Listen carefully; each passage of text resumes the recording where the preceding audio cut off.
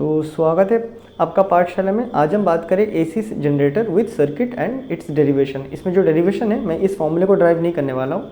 E equal to E naught sine omega t, ये मैंने पहले ही वीडियो में मैंने ड्राइव करवाया था। तो और I equal to I naught sine omega t, ये मैंने पहले एक वीडियो में ड्राइव करवाया था, तो मैं इसको ड्राइव नहीं करूँगा। बेसिकली मैं यहाँ पे जो आपका ग्राफ बनता है ना, ग्राफ का जो डेरिवेशन होता है ना, ऐसे रखेंगे तो ऐसे रखेंगे, ऐसे रखेंगे तो क्या होगा, मैं उसको करने वाला हूँ। ये बातें क्लियर है। तो हमने जो लास्ट वीडियो में जो डायग्राम बनाया था, मैं ऐसे रफली इसको बना दूंगा। यहाँ पे 2 स्ट्रॉन्ग इलेक्ट्रोमैग्नेट प्लेस किया था हमने, यहाँ पे हमने कॉयल को रखा था, फिर यहाँ पे कम्यूटेटर वगैरह वो सारा सेटअप तो आपको याद होगा। यहाँ पे रिंग्स थे, कम्यूटेटर्स थे, कार्बन ब्रश थे, वो सारी चीज़ें आपको याद है एज ऑफ नाउ।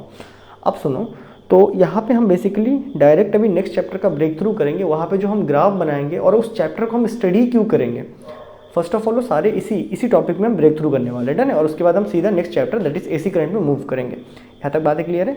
तो अब शुरू करते हैं। अब देखो बेसिकली मैग्नेटिक फील्ड, अच्छा ये नॉर्थ साउथ ऐसे करके ट्रैवल हो रहा है, मतलब हर केस में आपका मैग्नेटिक फील्ड यहाँ से नॉर्थ यहाँ से साउथ जा रहा है। तो फर्स्ट ऑफ ऑल मैं क्या कर रहा हूँ, मुझे शुरू करना है कॉयल का रोटेशन को, तो मैं कॉयल को ऐसे रख रहा हूँ, डन है। तो फर्स्ट मैं कॉयल को ऐसे रख रहा हूँ, सेकंड केस में मैं ऐसा रखूँगा, थर्ड केस में मैं ऐसा रखूँगा, फोर्थ केस में ऐसा उल्टा करके, और उसके बाद वाला केस में क्या हो जाएगा, घूम के फिर ऐसे आ जाएगा, डन है ना। मेरा हाथ उतना नहीं घूम रहा है, फिर ऐसे आ जाएगा। दैट इज 0 स्टार्ट हुआ, आधा हुआ, third and finally fourth. That is 4 cycle में पूरा कंप्लीट होगा। ये बात है क्लियर। तो यहाँ पे शुरू करते हैं। तो यहाँ पे बेसिकली ग्राफ बनाते हुए चलेंगे। तो हमने रेफरेंस लिया, तो हमारा मैग्नेटिक फील्ड कुछ ऐसा है, नॉर्थ टू साउथ। फर्स्ट हमने कॉयल को कैसा रखा, हमने कॉयल को ऐसा रख दिया। दैट इज़ कॉयल को ऐसा रखेंगे तो एरिया वेक्टर कॉयल का ऐसा आ रहा है, डन है। तो ये हमने कॉयल को ऐसा रखा, डन। एरिया वेक्टर कॉयल का इस तरफ, डन है। और रोटेशन कॉयल की हम इस तरफ करने वाले हैं, ऑपोजिट में, क्योंकि हमने लास्ट वीडियो में भी कॉयल को ऐसे रोटेट करवाया था उल्टा करके आपके बुक के हिसाब से। ये बातें क्लियर है। तो ऐसा रख देंगे। तो और यहाँ पे हम देखेंगे कि क्या करंट का वैल्यू किस हिसाब से आ रहा है, डन। यहाँ पे हमारा टाइम चलेगा और यहाँ पे हमारा अच्छा ईएमएफ जो प्रोड्यूस हो रहा है उसको लिखेंगे। ये बातें क्लियर है। ये ईएमएफ का ग्राफ। अब देखो, जब यहाँ पे ऐसा था तो हमें पता है ईएमएफ का फॉर्मूला क्या होता है, E equal to E naught sine omega t. तो इस केस में अगर हम देखें तो E equal to E naught sine, और मैंने आपको ये भी बताया था ओमेगा टी क्या है, आपका angular displacement, that is theta ही है ना। ये तो आपने उस वीडियो को देखा होगा तो क्लियर है।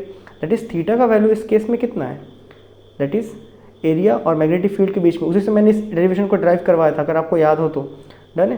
तो एरिया और मैग्नेटिक फील्ड के बीच में इस बार एंगल कितना है, फिलहाल 0 डिग्री है।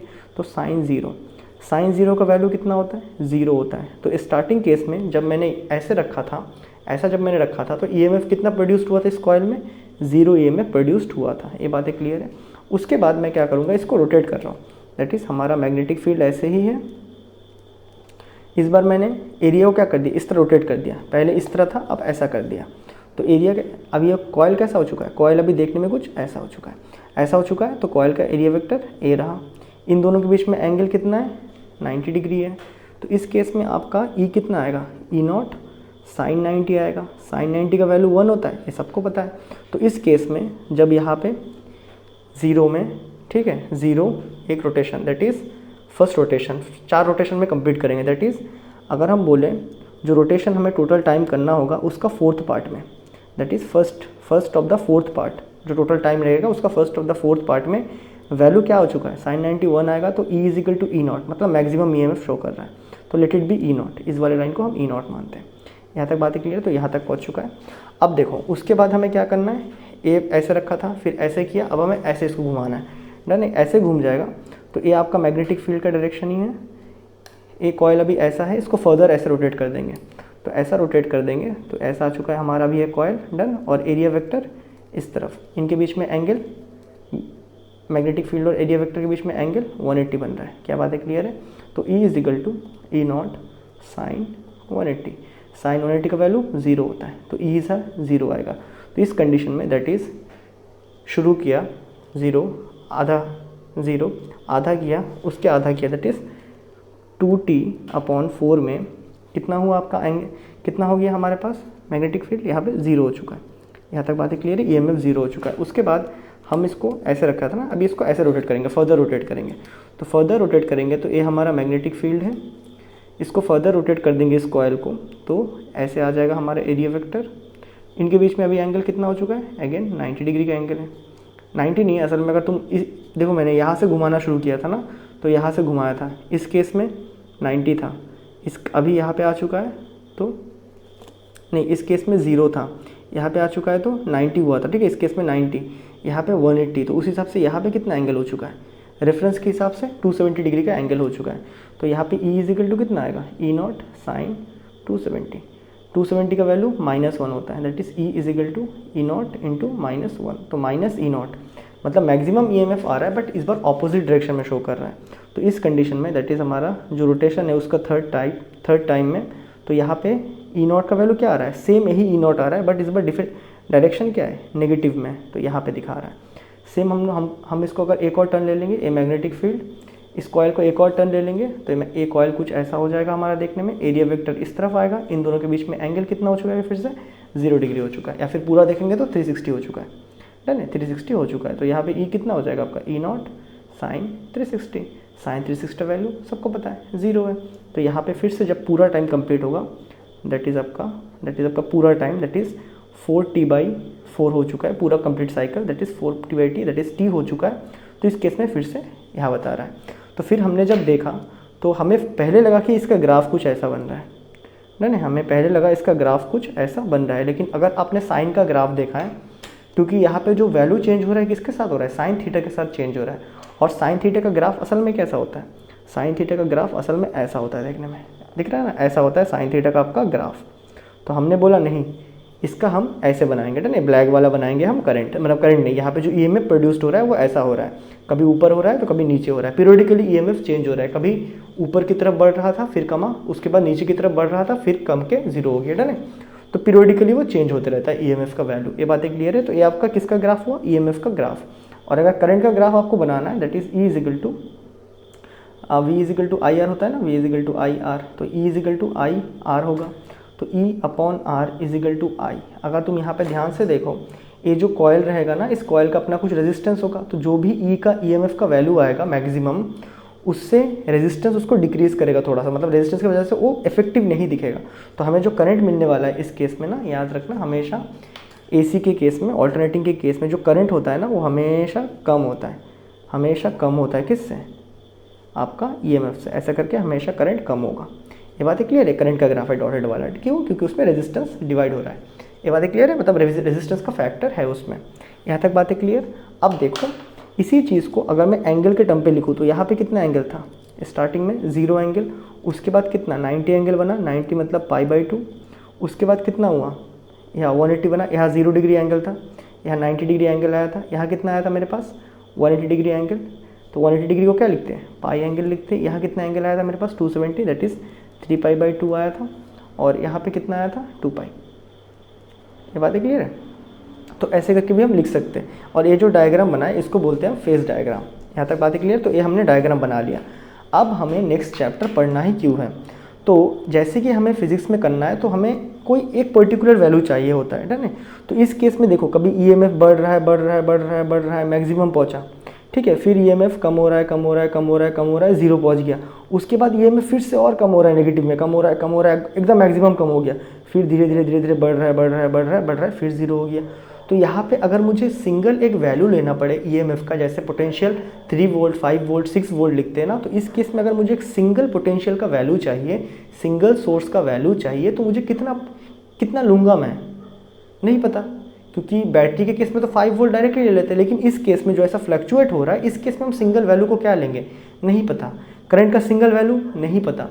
तो वो सारी चीज़ें हमें जब हमें निकालना पड़ा, तो हमें वो जो सारी चीज़ें हमने निकाला ना कि कितना लेंगे वैल्यू करंट का, कितना लेंगे ईएमएफ का वैल्यू, तो एक सिंगल जो वैल्यू लेंगे वही वैल्यू को निकालने के लिए, और साथ ही साथ में जब ए वाला करंट फ्लो होता है जो कि फ्लक्चुएट होता है ना, क्योंकि स्टडी फ्लो तो है नहीं, तो फ्लक्चुएट होता है, तो सारे इफेक्ट को जानने के लिए हमें नेक्स्ट चैप्टर पढ़ना पड़ेगा, दैट इज़ ऑल्टरनेटिंग करंट। तो वहाँ पे हमारा मेन फंडा रहेगा कि ये जो फ्लक्चुएटिंग करंट हमने बनाया, या फिर जो फ्लक्चुएटिंग जो हमने पोटेंशियल बनाया जो फ्लक्चुएटिंग करंट को कॉज कर रहा है, सीन कुछ ऐसा है समझो, ठीक है। ये मान लो तुम्हारे पास एक चेन है, डन, ये मान लो तुम्हारे पास एक चेन है, चेन मतलब इलेक्ट्रॉन्स है बहुत सारे, डन। तो एसी जनरेटर क्या करता है, ऐसे चेन को पकड़ लो, ऐसा कभी ऐसा धकेलता है इलेक्ट्रॉन को, कभी ऐसा खींचता है, कभी ऐसा देखिए धकेलता है, कभी ऐसा खींचता है, धकेलता है खींचता है, तो यही करते रहता है एसी जनरेटर, समझ रहे हो। ऐसा धकेलता है, कभी खींचता है, कभी धकेल देता है, कभी खींच देता है, डन। कभी ऐसे करके भगाएगा, फिर ऐसे करके घुमा के लेके आएगा, फिर ऐसा घुमाएगा, मतलब क्या करता है वो फ्लक्चुएट कर रहा होता है ऐसे ऐसे करके। ये बातें क्लियर है। या फिर तुम ऐसे भी समझ सकते हो कि ऐसा ऐसा करके गोल गोल घुमा रहा है, गोल गोल घुमा रहा है, आगे पीछे आगे पीछे आगे पीछे ऐसे करके घुमा रहा है चीज़ों को, डन है। और हमें करंट के लिए क्या चाहिए, फ्लो ऑफ इलेक्ट्रॉन चाहिए। इलेक्ट्रॉन तो फ्लो हो रहा है, डायरेक्शन से मतलब ही क्या है, चार्जेस फ्लो होना चाहिए था, करंट है, अब डायरेक्शन मैटर नहीं करता है, डन।